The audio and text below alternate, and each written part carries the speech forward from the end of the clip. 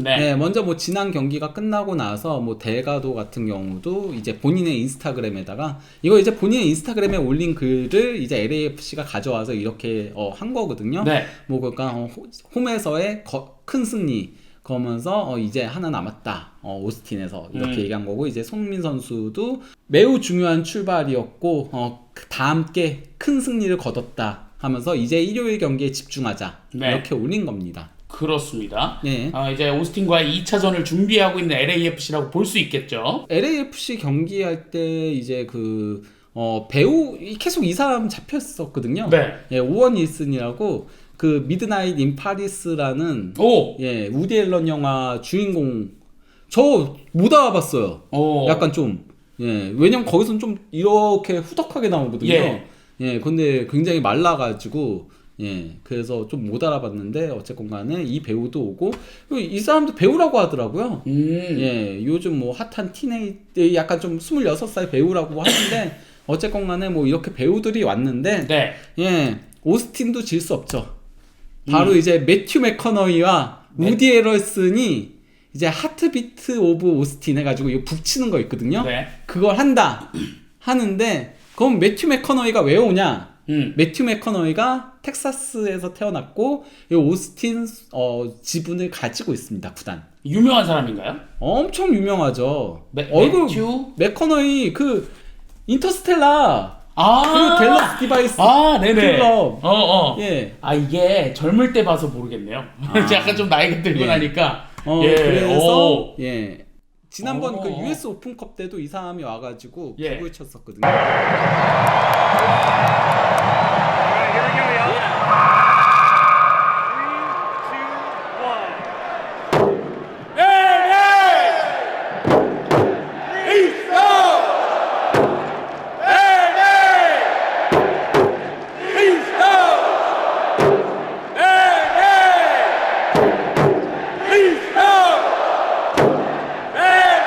아무튼 뭐 이렇고요. 이 사람은 그 스테이 한 사람 맞죠? 네, 맞아요. 스테이. 예, 맞습니다. 예, 그렇습니다. 뭐 그가 SNS 들어가 보니까 오스틴 예. 관련된 거 굉장히 자주 올리더라고요. 경기 끝날 때마다. 그래서 이제 그 MLS 구단 MLS 이제 공식에서 1차전 패한 팀들 중에서 각 팀의 3차전 진출 가능성 랭킹을 올렸어요. 네. 예, 그래서 뭐 여기 좋은 소식과 나쁜 소식이 있다. 나쁜 소식을 전하자면 1차전에서 패했다는 사실이다. 그렇죠. 하지만 좋은 소식은 아직 끝난 게 아니라는 점이다. 이거 너무 당연한 소리 아닌가요? 그렇죠. 예, 그러면서 예. 두 번을 지기 전까지 희망이 완전히 사라지지 않는다 하면서 1패를 안고 있는 8팀에게도 아직 불씨가 남아있다.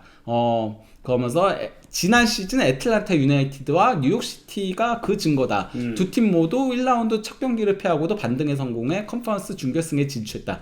심지어 애틀란타는 와일드카드였는데 와일드카드에서 올라와서는 정규 시즌 전체 1위 팀인 인터 마이애미를 1차전 지고 나서 2, 3차전 승부차기 끝에 이기고 올라갔었죠. 네. 예, 그 얘기인 겁니다. 그러면서 모든 가능성은 여전히 열려있다. 하면서 누가 시즌을 연장할 가능성이 가장 높은지를 순위로 매겨봤다라고 해가지고 이거 올린 이유는 오스틴이 궁금할 거 아니에요. 그렇죠. 예, 오스틴이 올라갈 가능성이 몇이냐에 따라서 LAFC도 연관이 되는 거니까. 네. 그래서 오스틴은 5위. 예. 5위를 이렇게 매기면서 1차전에서 오스틴은 후반 15분경 동점골을 만들어내면서 끝까지 분전했는데 시리즈 개막전 승리는 LA에 넘어갔습니다. 그럼에도 불구하고 니코 에스토베스 감독이 이끄는 팀에게는 분명 희망적인 조짐이 있었다고 합니다. 단단한 수비 블록 그리고 전환 상황에서의 영리한 대응을 통해 오스틴은 손흥민과 부한가를 앞세운 LAFC의 화려한 공격진을 상당 부분 봉쇄했다 이렇게 말을 했고요. 만약 그 수비 조직력을 그대로 유지하면서 공격에서 조금 더 효율적이라면 2차전 텍사스 홈 경기에서는 분명히 LAFC를 흔들며 시리즈 균형을 맞출 것이다 라고 했습니다. 네. 그리고 LAFC는 넓은 공간을 활용해 플레이할 때 가장 강력한 팀이고 그런 점에서 LAFC에게 오스틴은 애초에 쉽지 않은 상대였다. 그 사실은 다가올 2차전에서도 다시 확인할 수 있을 것이다. 이렇게 코멘트를 달아놨습니다. 예. 시애틀 같은 경우는 워낙 시애틀이 리그스컵 우승팀이기도 하다 보니까 네. 예, 그래서 이제 시애틀이 뭐 1위로 현재 진출 가능성이 여전히 남아 있는 걸로 이제 보고 있는 거고 콜럼버스랑 신시내티는 더비 라이벌이잖아요. 예, 그래서 이제 그게 조금 영향을 끼친 것 같고, 그리고 이제 필라델피아랑 시카고는 사실 뭐 정규 시즌을 놓고 보면 필라델피아가 많이 앞서지만은, 시카고가 워낙 인상적인 모습을 보여줘서 그런 거고, 이제 샬럿과 뉴욕시티 같은 경우는, 샬럿이 그래도 시드가 더 위잖아요. 네. 그리고 이제 윌프리드자가 지난 경기 빠졌었는데, 이번엔 나오기 때문에, 예, 그래서 그런 걸로 보고, 그 밑에는 이제 아무래도 경기력적인 부분에서 본 것 같아요. 예, 밴쿠버 댈러스가 가장 일방적이었어요. 뒤에 얘기 나오겠지만은, 진짜 너무 일방적이었거든요. 이거는 저희도 좀 예측할 수 있었던 경기였잖아요. 네. 예. 그리고 이제 샌디에고 포틀랜드는 2대1이지만은 그래도 나름 샌디에고가 더 잘했던 데다가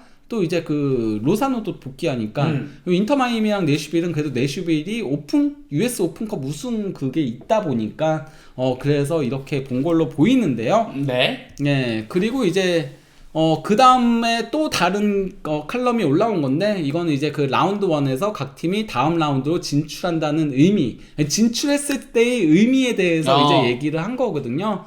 예, 그래서 이제 16개 팀 모두가 각자의 방식으로 다음 라운드 진출의 의미를 그려볼 수 있다라고 한 건데, 네. 예, 뭐 이거 다는 필요 없잖아요. 그렇죠. 저희 그냥 예. LAFC랑 오스틴 정도. 그리고 이제 밴쿠버. 왜냐 밴쿠버가 다음 상대인데다가, 예. 그리고 밴쿠버 얘기에 LAFC가 나오기 때문에, 어허. 예, 그래서 밴쿠버를 제가 뽑은 건데요. 예, 그러면 밴쿠버 화이트캡스 해가지고 이제 진짜 무대다라고 하면서 화이트캡스는 더 이상 증명할 게 없다. 네. 이제는 강팀 상대로는 통하지 않는다는 낙인을 완전히 벗어 던졌다. 그렇다고 해서 스스로를 과소평가하는 태도를, 겸손한 태도를 버리진 않을 것이다라고 하면서 강호들과 맞붙는 서부의 진짜 무대가 다가오면서 그들의 어깨에는 여전히 작은 오기가 남아있다.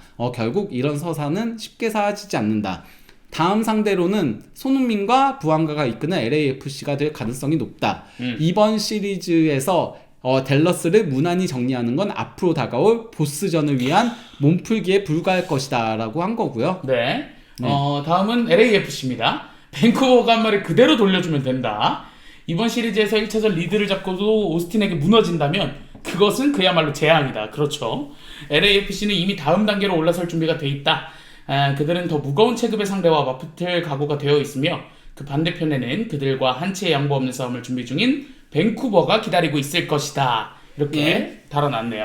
그리고 이제 오스틴에 대해서는 되게 제목부터 예. 재밌죠? 그러니까요. 어떻게 된 건지는 모르겠지만 일단 그대로 가자. Just do it. 예. 네. 이게 그러니까 오스틴이 분명히 열세라고 봤는데 생각보다 선전했다. 이 얘기인 거예요. 한 골 결국. 차니까. 예, 예. 그래서 이제 오스틴은 현재 리그에서 가장 뜨거운 팀 중 하나인 LAFC의 0대1로 뒤져 있다. 시리즈 스코어인 거죠. 거기서 이번 시즌을 득실차 -8.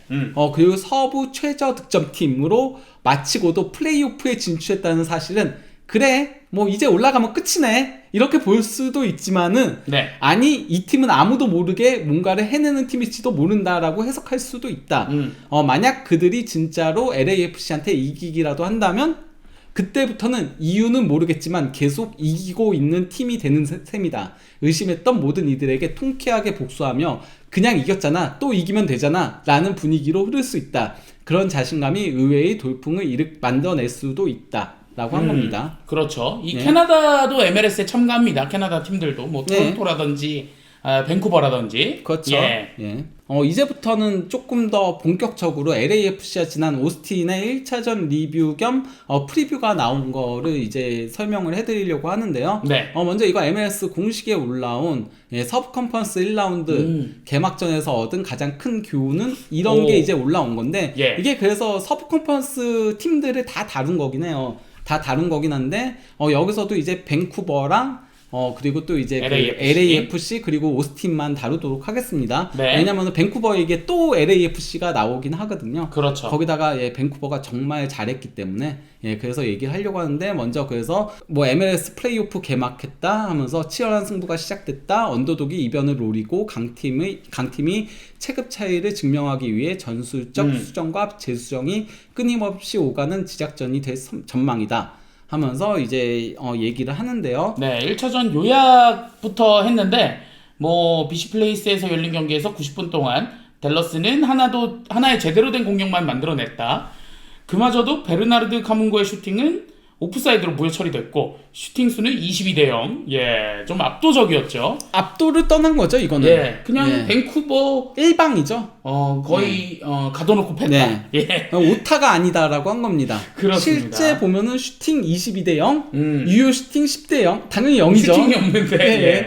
그리고 점유율도 뭐 이게 패스 숫자가 636대 373이면은 2배 많은 거거든요. 그렇죠. 예, 그러면은 점유율도 압도를 한 게 되는 겁니다. 이 정도 되면은 거의 7대 3 점유율 나와요.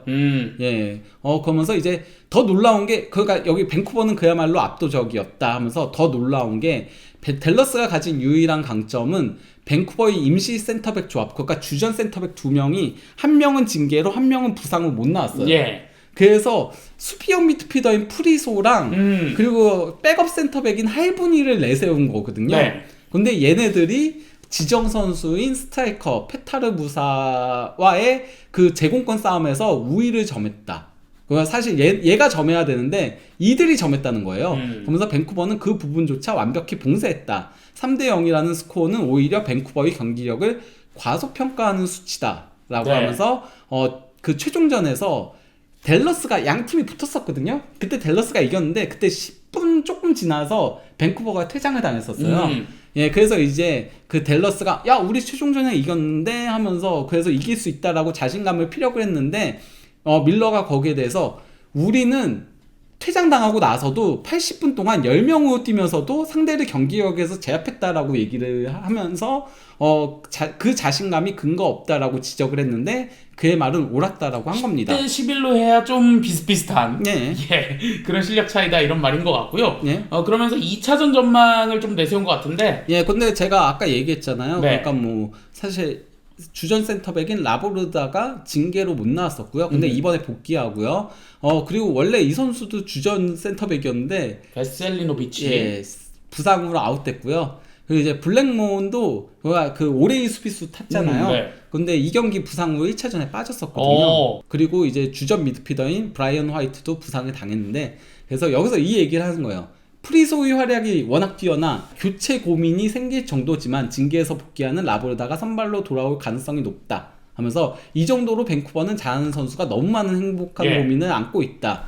그러면서 이제 카브레라랑 골드 역시 리그 최고 수준의 윙어들이지만 골드는 원래 주장이었고 지난 시즌까지 에이스였는데 장기 부상으로 빠졌다가 막 복귀했던 거였거든요. 지금은 쪼커 역할로 팀을 뒷받침하고 있다. 카브레라는 이날 팀의 세 번째 골을 터뜨리며 다시 한번 존재감을 드러냈다.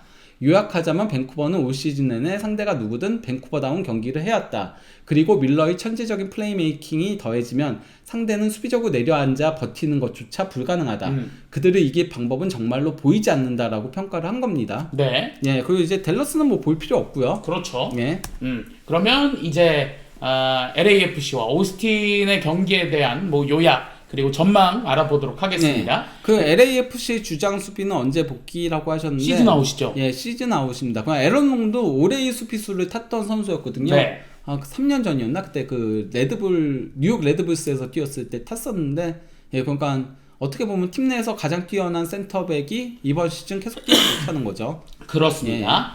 일단은 LAFC와 오스틴의 1차전 요약을 살펴보면 예상대로였다. 오스틴은 3-4-2의 포메이션으로 나섰고 LAFC는 자신들의 우위를 살려 초반부터 주도권을 잡기 위해 적극적으로 전진 압박을 펼쳤다. 그러면서 이제 그 LAFC가 전반 중반 선제골을 넣을 때만 하더라도 이대로 승부가 기울겠다는 예감이 들었다. 오스틴은 본래 추격전에 특화된 팀이 아니고 그가 지고 있을 때 네. 그걸 따라갈 수 있는 힘이 부족하다는 거죠. 예, 그리고 이제 부안가와 손흥민 듀오는 상대가 조금이라도 무리하게 전진할 경우 그 빈틈을 무자비하게 공략할 수 있는 선수들이기 때문이다.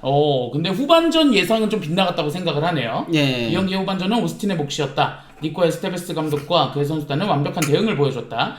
경기 도중 에스테베스 감독은 중계진과의 인터뷰에서 미드필드 빌드업에 더 자신감을 가지고 공격 시보다 더 적극적으로 숫자를 전진시키겠다고 밝혔다. 공격 시보다가 아니고 공격 시 보다 더 적극적으로 공격 시 보다 더 적극적으로 뛰었잖아요. 예, 뛰었었잖아요. 공격 시 보다 적극적으로 수비를 숫자를 전진시키겠다. 예. 그리고 실제로 그 말은 그대로 실행됐다. 후반 초반 30분 동안 오스틴은 중원에서부터 전방으로 유기적으로 전진하며 박스 안에서 여러 차례 침투를 만들어냈고 결국 후반 동점골로 이어졌다. 이 장면은 우연이 아니었다. 후반 48분 무렵부터 오스틴은 LAFC의 압박을 차분히 풀어내며 빠른 전환 플레이를 반복적으로 성공시켰다. 그야말로 경기다운 경기를 만들어낸 순간이었다라고 평가를 한 거고요. 네. 예.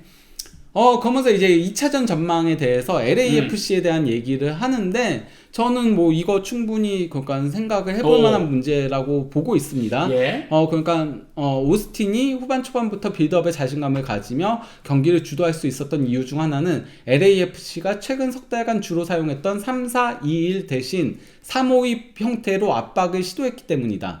이로 인해 오스틴은 수적 균형을 맞추며 상대의 측면 전환 패스를 차단할 수 있었다. 그러니까 이렇게 측면으로 대각선으로 전환하는 패스들을 차단했다라는 건데요. 네. 그러면서 이제 그 전술적으로 미러링, 그러니까 상대 전술을 따라하는 거를 얘기를 하는 거거든요. 미러링의 핵심은 상대의 구조적 수적 우위를 상쇄하는 데에 있다. 특히 LAFC를 상대로는 윙백으로의 긴 대각선 전환 패스, 여기 이제 좌우 윙백들이 많이 올라가잖아요. 네. 이쪽으로 보나는 이 전환 패스를 봉쇄하는 것이 관건인데 오스틴은 이를 완벽히 막아냈다 하면서 저도 이거 몰랐는데 이렇다라고 하더라고요. LAFC가 단 한 번도 이걸 성공시키지 못했대요. 그러니까 경기가 그러면은 사실 이 전환 패스가 왜 중요하냐면요. 네. 상대를 한쪽으로 몰거든요. 여기서 패스를 계속 주고받고 하면은 그럼 상대가 몰리잖아요. 그렇죠. 그때 전환 패스하면 이쪽에서 이제 완전 열리는. 열리는 상황이 나오는데 이게 성공하지 못하니까 경기가 답답해지는 거죠. 근데 저도 그 경기 보면서 오스틴이 생각보다 잘하는구나 이런 생각이 들었었거든요. 네. 공격적으로도 좀 답답했었고. 네. 예.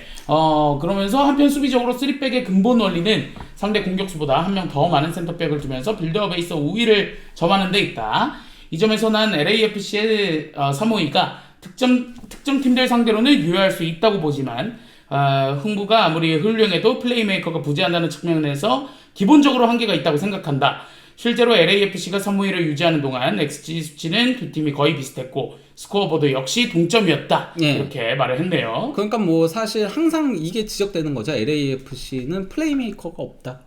그래서 손민과 부안가한테 공급해 줄 수 있는 선수가 부족하다라고 얘기를 하죠. 예, 그래서 이제 그 뒤에 거기에 대한 대안을 얘기하는 거예요.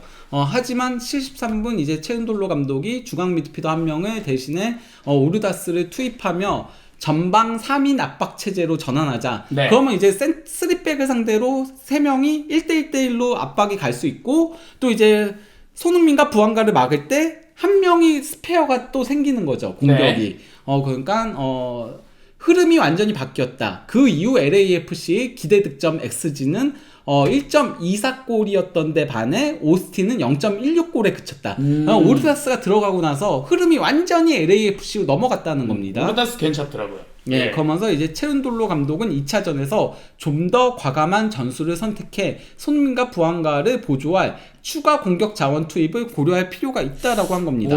상당히 좀 일리 있는 그런 분석이라고 볼 수 있겠네요. 예. 네. 그러면 오스틴의 관점에서 한번 전망 보도록 하겠습니다. 경기 후 기자회견에서 에스테베스 감독은 다음 경기에서 대대적인 전술 변경을 예고하지 않았다. 그대로 간다는 얘기죠. 상대가 찬스를 만드는 능력은 상당히 잘 억제했다고 생각한다. 경기 중 한두 번은 기회가 나오는 게 당연하지만 두 번째 실점은 불운한 굴절이었고 골키퍼 브래드 스투버가 어쩔 수 없는 상황이었다. 중요한 건 우리가 전반적으로 그들의 플레이를 불편하게 만들었다는 사실이다.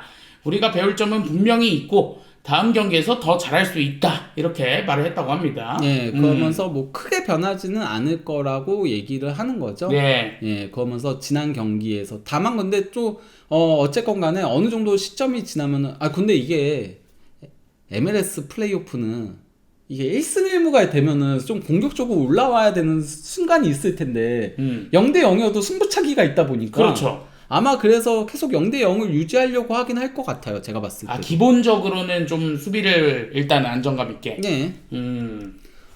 근데 이제 이거는 저희가 지난번에 좀 소개를 했던 거잖아요. 그렇죠. 근데 여기서도 결국 이 얘기를 하죠. 어떤 얘기를 하냐면은 포메이션에 관한 이야기. 그렇죠. 예, 그러니까 3톱으로 가야 된다라는 얘기를 하는 거죠. 네. 데스 메카티도 그러니까 틸만이나 쇼니에르 중 한 명을 빼고 마르티네스나 오르다스 투입하면 된다.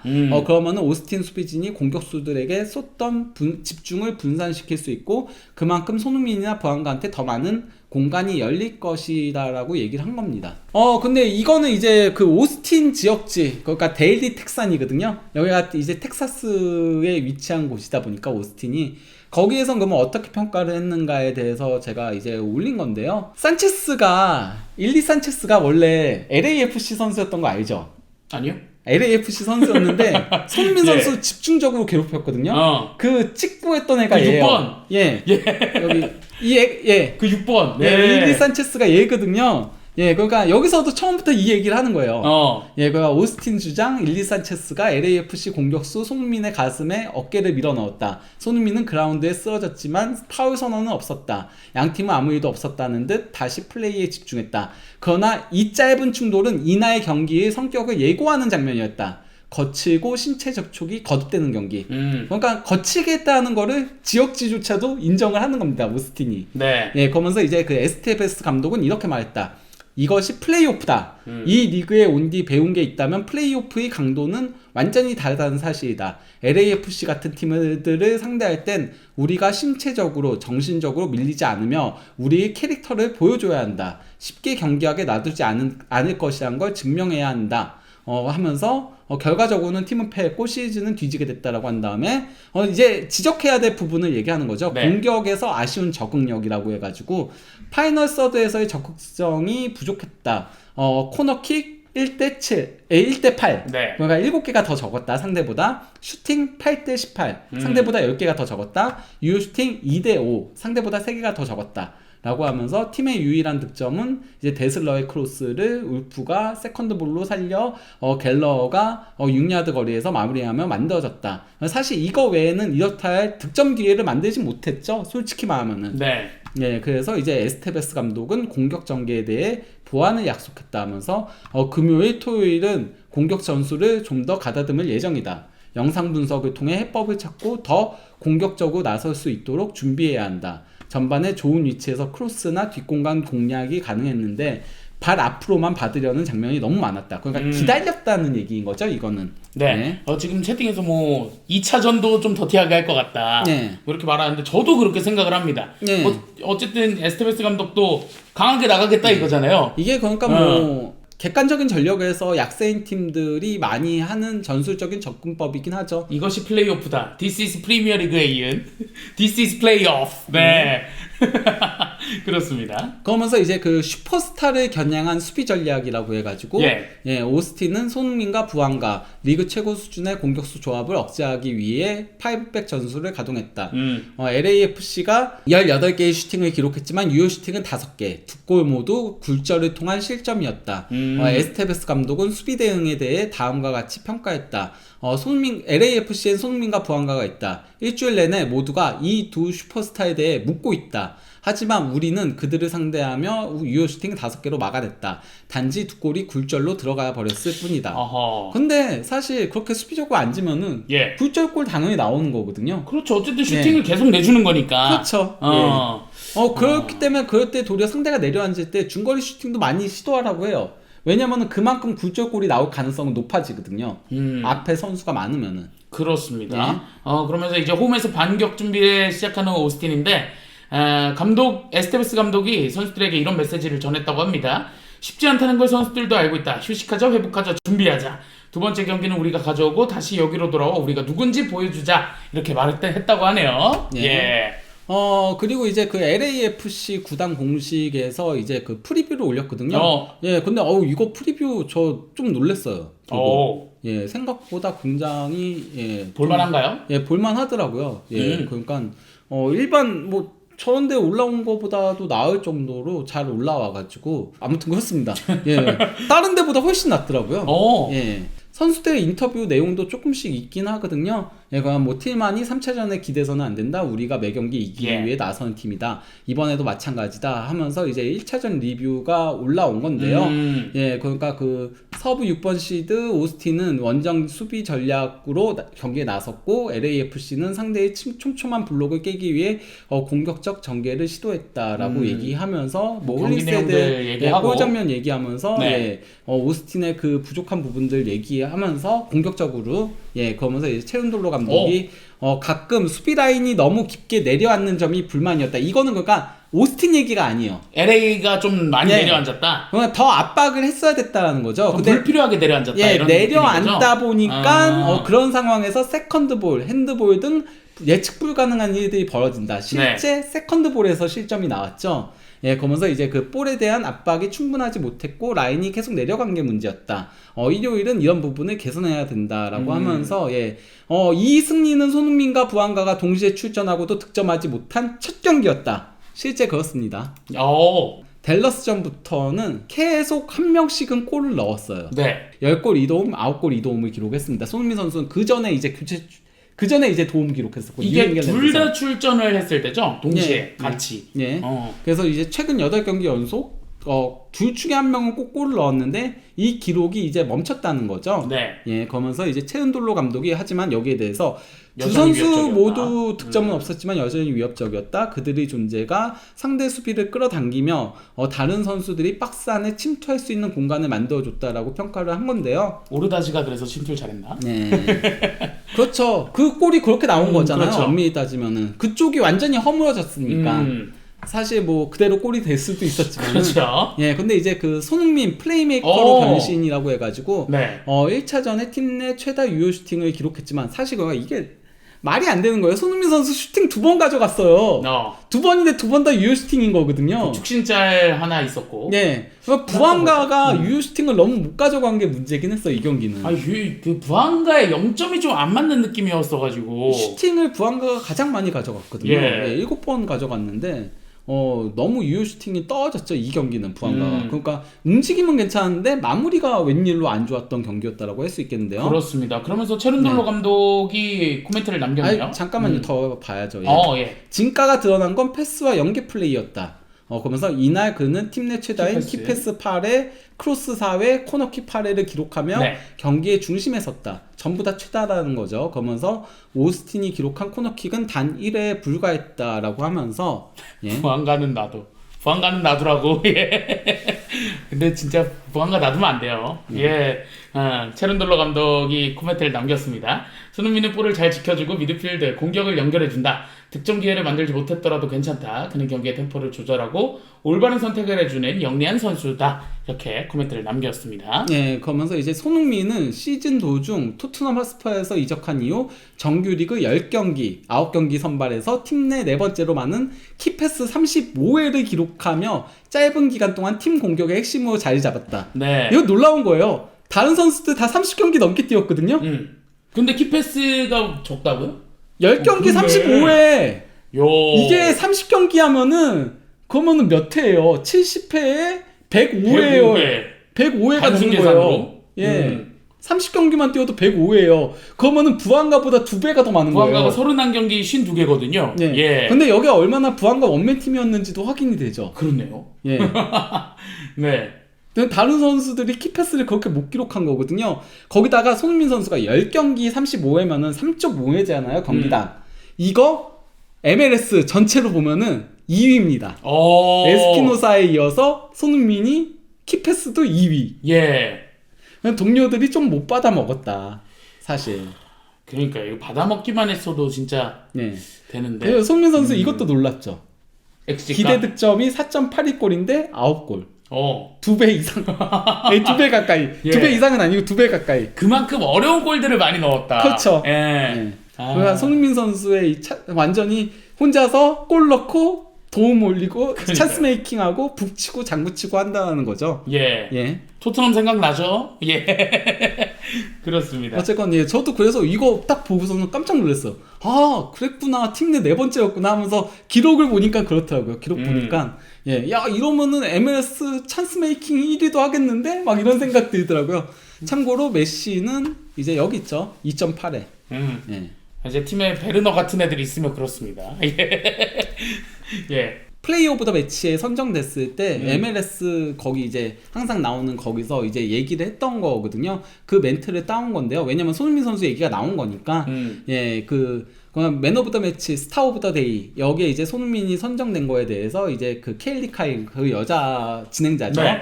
예, 이제 MLS 전설적인 센터백, 뭐 미국 역대 최고의 센터백 중 한 명으로 불리는 마르셀로 발보아가 그때 이제 초대 손님으로 왔었는데 마르셀로 경기 최우수 선수 누구 뽑으셨나요? 라고 하니까 손흥민이죠. 예, 그러면서 그러니까 카일이 당연하죠. 놀랄 일도 아니고요. 라고 하니까 발보아가 정말 놀랍나요? 라고 하면서 봐요. 손흥민이 볼만 잡으면 박스로 강하게 파고들잖아요. 박스 안에서는 그에게 손을 대면 안 됩니다. 상대 파울을 유도하려 하고 그는 페널티킥을 노리죠. 그러니까 손대면은 그러면 페널티킥이 불릴 가능성이 매우 높다는 거죠. 손흥민을 막기가 힘들다 보니까. 예. 그러면서 이제 그 세트피스 상황에서도 홀링스헤드에게 완벽한 킥을 올려주고요. 그거 아쉽게 막혔던 거 있죠. 골키퍼 선방에. 네. 그러면서 이제 저 장면을 좀 보세요. 이거 이제 달려가는 그 장면이 나오거든요. 공간 인지 능력도 뛰어나고 뒤에서 밀어주는 그러니까 가속도도 빠르고 피지컬도 엄청나고 강합니다. 어시스트도 기록했죠. 이거 어시스트 기록은 아닌데 어쨌건 그렇게 얘기하면서 오늘만 3-4번을 박스로 파고들면서 경기를 흔들었습니다. 네. 오늘 경기장에 있던 선수들 중 최고였어요. 정말 인상적입니다. 라고 하니까 카일이 이제 이 기록을 보면서 저 활동량 좀 보세요. 이 히트맵 얘기인 거거든요. 그러면서 여기 5.9마일을 뛰었고 네. 라고 얘기를 하고요. 활동량도 많이 가져갔고 커버도 많이 했고 볼 터치도 41회 그리고 키패스가 8회예요 라고 하니까 이제 그 덱스 메카티가 그게 진짜 돋보이는 기록입니다. 우리는 보통 손흥민과 부안가가 함께 골을 넣는 모습에 익숙하잖아요. 하지만 오늘은 골 감각이 특별히 날카롭진 않았습니다라고 했는데 전 여기에 동의하지 않습니다. 슈팅 2번 다 날카로웠습니다. 상당히 날카로웠는데 스투버가 잘 막은 거죠. 예. 그거보다도 동료들이 손흥민 선수한테 기회를 만들어주지 못하는 그렇죠, 부분이 그렇죠. 손흥민을 계속 막았잖아요. 근데 손흥민 선수가 내려오다 보니까 플레이메이커가 그렇죠. 없어서 그래서 슈팅을 많이 못 가져가서 그랬지 예. 2번이 다 유효 슈팅이었고 두 번 다 날카로웠거든요. 골 감각이 날카롭지 못했다라기보다는 득점을 올릴 만한 상황 자체를 많이 얻진 못했죠. 네. 대신 이제 이 역할을 한 거죠. 주변 선수들을 플레이메이커. 살리는 플레이메이커 네. 역할을 했죠. 라고 하면서 2차전 오스틴에서는 오늘보다 훨씬 더 위협적이고 아마 조금 더 욕심을 낼 거라 봅니다. 라고 하면서 카일이 오늘의 스타 오브 더 데이였습니다. 이렇게. 그렇습니다. 베르너는 뭐 MLS 얘기가 꾸준히 나오고 있던데 네. 복수 구단의 뉴욕 레드불스 얘기 관심을 나오는 받고 거죠. 있다. 라이프치히에 있다 보니까 그렇죠. 그리고 이제 또 이거 프리뷰 연결되는 건데요. 부안가 통산 100골 눈앞에라고 해가지고 LAFC 통산 99골을 기록 중이고 이번 경기에서 한 골을 추가하게 되면 100골 고지를 달성하게 된다. 진짜 이 9수에 걸렸는지. 그러니까요. 이러고 나서 지금 연달아서 골이 없는 거죠. 네. 150경기 99골 41도움을 기록하고 있거든요. LAFC 골 욕심을 좀 부렸나 부안가.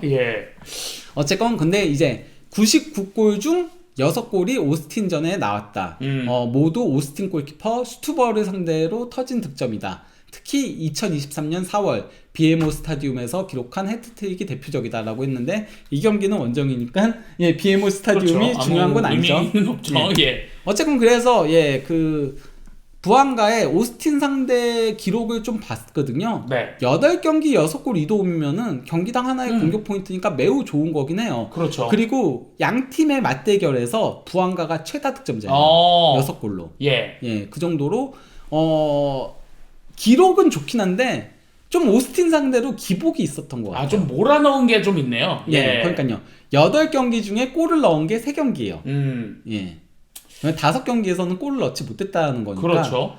조금 몰아넣는 경향성이 있었다라고 할 수 있겠는데 이번에는 제발 좀 터지는 날이기를 오스틴 상대로 부안가가 골을 넣어야지. 그러면 부안가한테 상대가 붙고 그러면 손흥민 선수한테 또 이제 빈자리가 나오면서 손흥민 선수도 골을 넣을 수 있고 이게 서로 상부상조하는 거거든요. 그게 리그에서 잘 통했던 거고. 그러니까요.